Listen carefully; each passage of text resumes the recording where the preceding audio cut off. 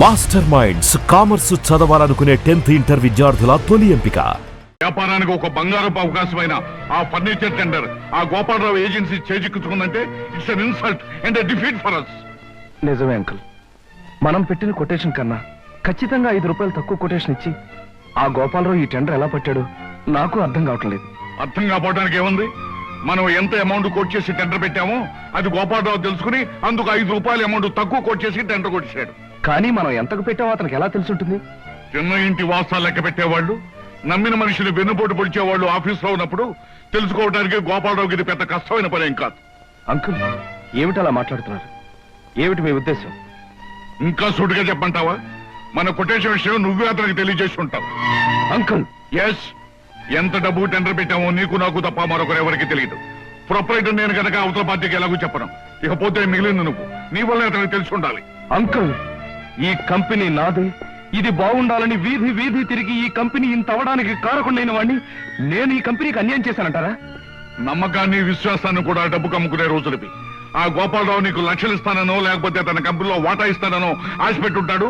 దాంతో నువ్వు నన్నే మోసం చేయడానికి సిద్ధపడ్డా. తప్పు చెయ్యకుండా నిప్పులాగా బ్రతకాలనుకుంటున్నా నన్ను నీతి లేనివాడు మోసగాడు అంటున్న మనిషి మీరు కాక మరొకరు అయినట్టయితే నేనేం చేసేవాడో నాకే తెలియదు. గుప్పెడు మెతుకులు తిన్నా కష్టార్జితంతో సంపాదించానే గాని మరొకరిని మోసం చేసి సంపాదించలేదు. అలాంటి నన్ను అనుమానించి అవమానిస్తున్న మీ దగ్గర ఇంకా నేను పనిచేస్తే నాకు సిగ్గు, లజ్జ, నీతి, నిజాయితీ లేనట్టే లెక్క. అందుకే ఈ క్షణంలోనే రిజైన్ చేస్తున్నాను.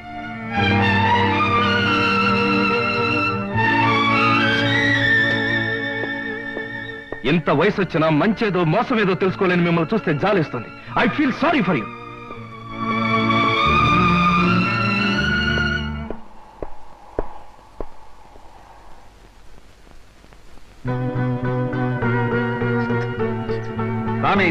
లోపలికి రావయ్యా. వద్దన్న మనుషుల దగ్గర నుంచి వచ్చేస్తున్నా నువ్వు కావాలనుకున్న మనుషుల దగ్గరికి రావాలయ్యా. అలా లైట్ పోల్లా నిలబడితే బాగుండదు. కారెక్కు మాట్లాడుకుందాం. Come on, don't waste your valuable time.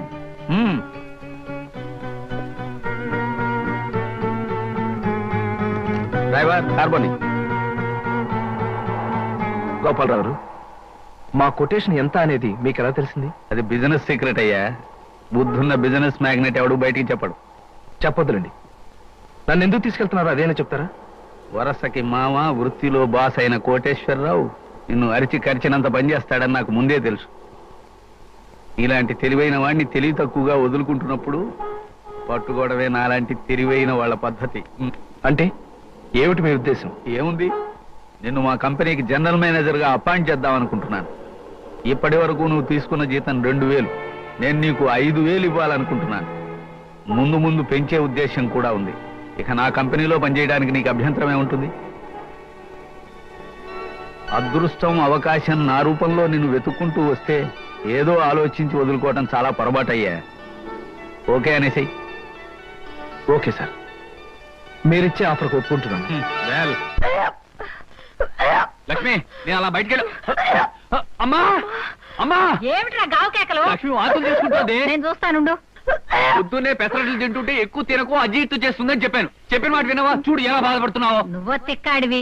తిన్నందువల్ల కాదురా వాంతులు. మరి దేనికి? నువ్వు తండ్రివి కాబోతున్నావు. అబ్బా, నేను తండ్రిని కావడం ఏంటే? నాకు ఆల్రెడీ ఓ తండ్రి ఏడ్చి చచ్చాడుగా. అప్ప పగులుతుంది. ఒరేయ్, ఒరేయ్.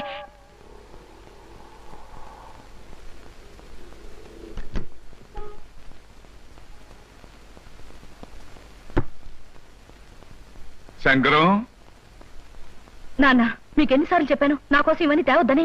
నీకోసం ఎవరు తెచ్చారమ్మా? లక్ష్మి నిలదప్పిందని తెలిసి కానుగ్గా ఇచ్చేద్దామని వచ్చాను. అయినా నీకోసం తేవడానికి ఏం సందర్భం ఇచ్చి వచ్చింది కనుక. ఆహా, రండి బావగారు, రండి, కూర్చోండి. సీత, నాన్నగారు వచ్చారు, కాఫీ తీసుకురామ్మా. ఏడు బావగారు, శుభవార్త మీ దాకా వచ్చేసిందన్నమాట. అవునయ్యా శంకరం, నీకు శుభాకాంక్షలు చెబుదామని వచ్చాను. ఉత్త శుభాకాంక్ష అయితే లాభం లేదు బావగారు. నాకు పుట్టబోయే మనవడు నాకంటే గొప్ప సంగీత విద్వాంసుడు కావాలని కళ్యాణ రంగంలో తమరు ఘనంగా నన్ను ఆశీర్వదించాలి. అలాగేనయ్యా శంకరం, తీసుకోండి. ఏమైనా నువ్వు అదృష్టవంతుడు అయ్యా. కన్న కొడుకు 1 ఏడాది క్రితం పెళ్లి చేశావు, తాతో కాబోతున్నావు. మరి నేను ఉన్నాను. కూతురికి ఏడాదిన్నర క్రితం పెళ్లి చేసినా నా చేతి మీదుగా ఇంతవరకు ఏ అచ్చట ముచ్చట జరిపించలేకపోయాను. దేనికైనా రాసి పెట్టుండాలయ్యా.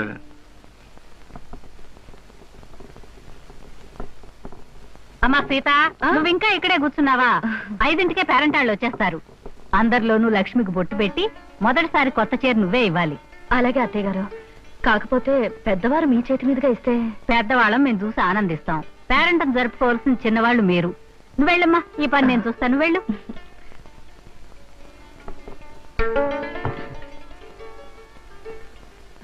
అందరి ముందు కూర్చోవలసిన లక్ష్మి ఇది కట్టుకుంటే బాగుంటుంది.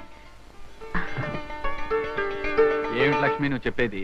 అవునండి, సాయంకాలం పేరెంటంలో మంచి బిడ్డను కనాలని నన్ను దీవించి మొదటిసారిగా నా చేతిలో చీర పెట్టమని మీ వదినికి పురమాయించింది మీ అమ్మ. అయితే దానికి ఎందుకు ఊరికే తెగులు తెగిన కోళ్ళ వరి అయిపోతావు? అయినా మహాలక్ష్మి లాంటి మా ఉదయం చేత్తో తీసుకోవడం మంచిదేగా. దాంట్లో తప్పేంటో నాకు అర్థం అవట్లేదు. మీదంతా ఒట్టి మట్టిబుర్రండి. మనకన్నా ముందు పెళ్ళైనా ఇంతవరకు పిల్లా పాపాలని గొడ్రాలావిడ. అలాంటి గొడ్రాల చేత పిల్లా పాప కోసం దీవెనలు అందుకోవడం అశుభం అండి. ఓహో అలాగా. సర్లే, అమ్మతో చెప్పి వదినికి వేరే పనులు పురమాయించమంటాను. నువ్వేం కంగారు పడుకో. మళ్ళీ రేపొచ్చి పాఠం చెప్తానమ్మా. మంచిదండి. ఎంత నేర్చినా ఎంత చూచినా. శంకరయ్య గారు, శీఘ్రమేవో సంగీత ప్రాప్తిరస్తు. నాలాంటి మహావిద్వాంసులకు పాదాభందనం చేయడం మామూలు అనుకో. ఏమిటి, సంగీతం నేర్చుకోవాలని సరదా పుట్టిందా? నాకు సంగీతం నేర్పడం కదయ్యా బాబు, నా కాపురాన్ని కాపాడవయ్యా. ఏమిటయ్యా? నాకు పిల్లలు ఉండరన్నావు, దానికి పిల్లలు పుడతారన్నావు. సంగీతం పేరుతో దానికి దగ్గర అయ్యావు. ఇలా దాన్ని వల్లోకి లాక్కుని నాకు అన్యాయం చేయడం నీకు ధర్మమేనా చెప్పు? చీ చీ చీ చీ, ఎంత మాట అన్నావయ్యా మన్మథరావు. నాకు ఎలాంటి దురుద్దేశాలు ఏవి లేవయ్యా. నాకు కొడుకులున్నారు, కోడళ్ళున్నారు, మహాలక్ష్మి లాంటి భార్య ఉంది. నాకు సంగీతం అంతగా రాకపోయినా కాస్తో కూస్తో సంస్కారం ఉందయ్యా. మరి నువ్వు చేస్తుంది ఏమిటయ్యా? చూడు మన్మథరావు, పేకాట అనే దురలవాటికి అలవాటు పడిపోయాను. ఎప్పటికప్పుడు డబ్బులు కావాలి. జాతకం అనే నెపంతో డబ్బులు సంపాదిస్తూ ఉంటాను. మీ ఆవిడ ముందు నోటికొచ్చిందల్లా కూసి అడపదడప చిల్లర పుచ్చుకుంటూ ఉంటాను. అంతేకాని కల్లో కూడా నాకు ఆవిడ మీద దురుద్దేశం ఏమీ లేదయ్యా. నువ్వు చెప్పేది నిజమా? నీ మీద ఒట్టు. అమ్మయ్యా, ఇప్పుడు నాకు మనశ్శాంతిగా ఉందయ్యా. చూడు శంకరయ్య, నీకు ఎప్పుడైనా డబ్బు కావాలంటే నన్ను అడుగు, నేను ఇస్తాను. అంతేనా? నువ్వే డబ్బులు ఇస్తూ ఉంటే సంగీత పాఠాలు ఎందుకు చెప్తానయ్యా? అయినా నా పిల్ల కూడా నాకు సంగీతం వచ్చు. ఎందరో మహా క్లబ్కు టైం అయింది. అలాగే. నమస్కారం.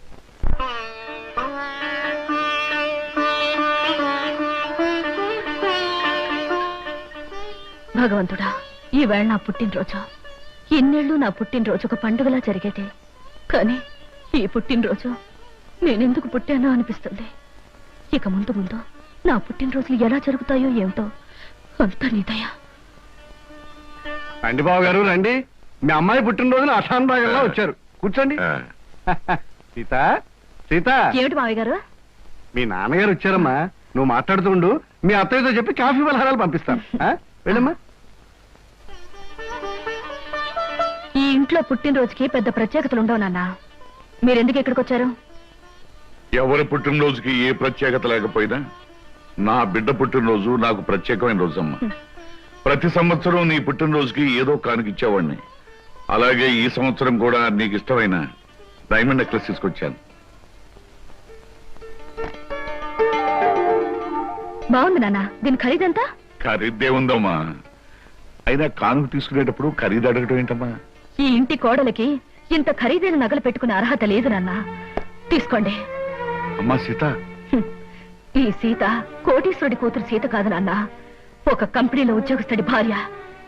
ఇంత విలువైన నగలు మీరు కానుక ఇచ్చినా కూడా నేను తీసుకోను. ప్లీజ్ తీసుకెళ్ళిపోండి. అది కాదమ్మా నేను చెప్పేది. మీరు ఇంకేం చెప్పక్కర్లేదు. నేను తీసుకోను. Please take it away.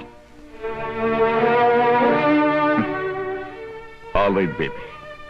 ఇది నువ్వు ఎవరి చేత్తో ఏ విధంగా ఇస్తే తీసుకుంటావో నాకు తెలుసు. ఈ హారం నీ మెడలో వేసుకునేట్టు చేస్తాను.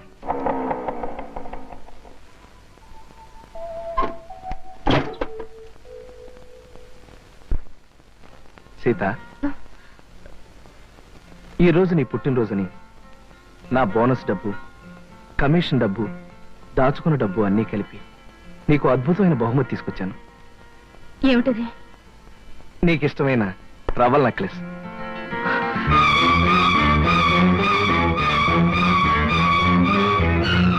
కొని తీసుకొచ్చారా? లేకపోతే కొట్లో కొట్టేసి తెచ్చానుకున్నావా? కాదా, పరాయి వాళ్ళ దగ్గర అడుక్కుని తెచ్చిచ్చారనుకుంటున్నాను. సీత, ఏమిటో అనేది? ఏమండి, మీ కష్టార్జితమైన సొమ్ముతో ఒక 100 రూపాయలు పెట్టి చీర తెచ్చిన ఆనందించేదాన్ని, లేక పావులా పెట్టి పువ్వులు తెచ్చిచ్చినా నేను సంతోషించేదాన్ని. అంతేగాని సిగ్గొదిలి ఎవరో కొన్న నగలు తీసుకొచ్చి అలవాటు ప్రకారం అబద్ధం చెప్పి నాకిద్దాం అనుకుని మిమ్మల్ని చూస్తుంటే ఒళ్ళు మండిపోతుంది. ఆ హారాన్ని చూస్తుంటే నాకు అసహ్యం వేస్తుంది. సీత, నువ్వు చాలా పొరపాటు పడుతున్నావు.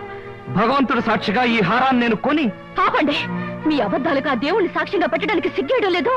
ప్రేమ అబద్ధం, పెళ్ళి అబద్ధం, కాలుక అబద్ధం, ప్రతి దానికి అబద్ధం. మీరు మారాలనుకుని నేను మారటం నా బుద్ధి తక్కువ. చిచి! బుద్ధి తక్కువ తనం నీది కాదు, నాది. నిజమైన ప్రేమని, నిజాయితీ అయిన మనసుని అర్థం చేసుకోలేని నిన్ను నెత్తిన పెట్టి చూసుకోవటం నాది బుద్ధి తక్కువ. అనుక్షణం నా మనసును గాయపరుస్తున్నా ఓర్పుతో ఉండి నీ ప్రేమను పొందాలనుకోవడం నాది బుద్ధి తక్కువ. అసలు నీ కానుక తీసుకురావాలనుకోవడం నాది బుద్ధి తక్కువ. మనసనే అందమైన అద్దాన్ని భద్రంగా చూసుకోవడం పోయి దాన్ని బద్దలు కొట్టడమే జయంగా పెట్టుకున్న నిన్ను ఆ భగవంతుడు కూడా క్షమించడు. అమ్మా సీత, ఎన్ని పంతాలు పట్టింపులు ఉన్నా పుట్టినరోజు నాడు మీ నాన్నగారు స్వయంగా తీసుకొచ్చి ఇచ్చిన కానుకని కాదనకూడదమ్మా. ఆయన ఇస్తే తీసుకోలేదని మా చేత్తో ఇమ్మన్నారు. తీసుకోమ్మా.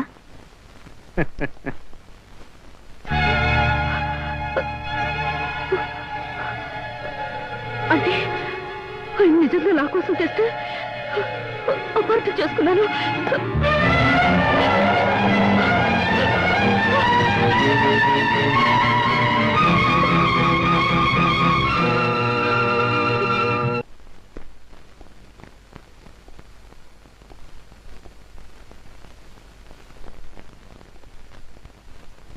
ఏమండి?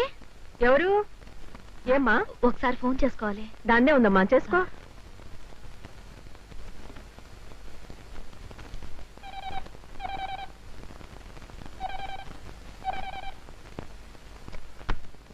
Hello, Ramakrishna speaking.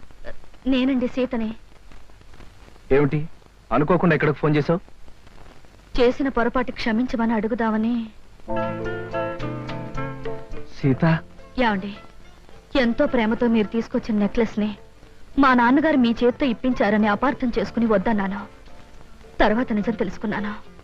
మీలాంటి మంచి మనిషిని ఎంతకాలం బాధ పెట్టినందుకు నన్ను క్షమించండి. అవే మాటలు సీత. ఆలుమగల మధ్య ఉండాల్సింది మన్నింపులు క్షమాపణలు కాదు, ప్రేమ, అనురాగం. ఈరోజు సాయంకాలం మీకు నచ్చిన చీర కట్టుకుని మీకోసం ఎదురు చూస్తుంటాను. తొందరగా రావాలి. తప్పకుండా వస్తాను సీత. ఈ రోజు మన జీవితంలో మరుపురాని రోజుగా మారాలి. అయితే 6 గంటలకు రావాలి. ఎంత పనున్నా, ఎలాంటి పరిస్థితి వచ్చినా మీరు వచ్చో తీరాలి. లేకపోతే నా మీద ఒట్టు. తప్పకుండా వస్తానుగా.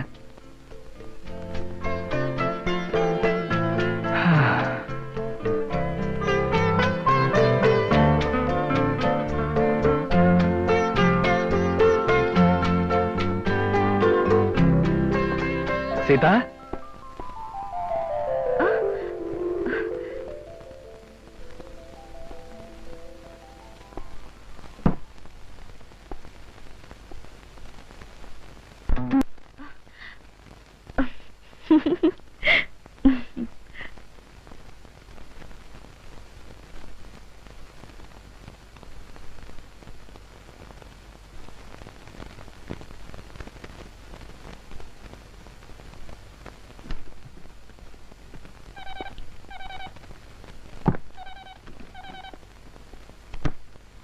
Hello, Ramakrishna here.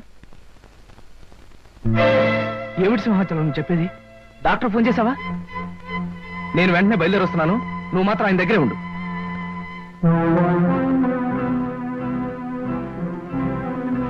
డాక్టర్ గారు, ఎలా ఉంది ఆయన పరిస్థితి? ఒక రకంగా సీరియస్ గా ఉందని చెప్పాలి. ఇది 2వ సారి ఆయనకి హార్ట్ అటాక్ రావటం. ఇంజెక్షన్ ఇచ్చాను. డాక్టర్, తప్పనిసరి అయితే హాస్పిటల్ తీసుకెళ్దాం. చెప్పండి. ప్రస్తుతం హాస్పిటల్కి తీసుకెళ్ళినా పెద్దగా ఫలితం ఉండదు. 2 గంటలకు టాబ్లెట్ చొప్పున వాడాలి. తెలిసిన వాళ్ళు ఎవరైనా దగ్గరుండి ఈ రాత్రంతా జాగ్రత్తగా చూసుకోవడం చాలా అవసరం. ఈ రాత్రి గడిస్తే గండం గట్టెక్కినట్టే. సరే డాక్టర్. రండి డాక్టర్.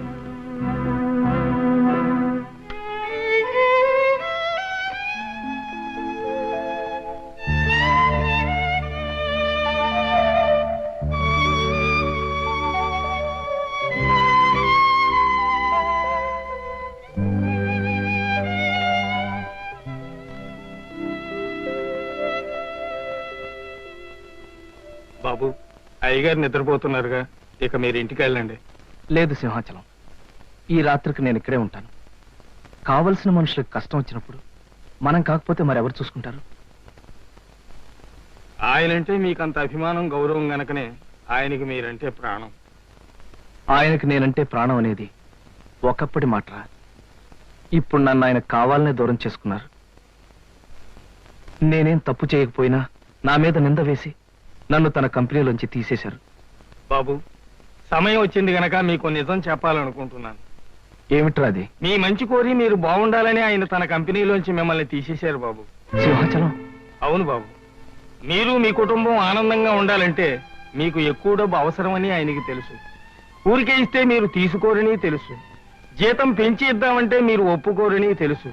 అందుకని గోపాలం బాబుతో మాట్లాడి ఎక్కువ జీతానికి మీకు ఉద్యోగం ఏర్పాటు చేసి ఇక్కడ కావాలని మిమ్మల్ని నానా మాటలు అని ఉద్యోగంలోంచి తీసేశారు బాబు. సింహాచలం, నువ్వు చెప్పేదంతా నిజమా? నిజం బాబు. నా అల్లుడు చెడ్డవాడని నన్ను తిట్టుకున్నా పర్వాలేదు, ఎక్కువ జీతంతో అతను ఆనందంగా ఉంటే అంతే చాలు అన్నారు బాబు.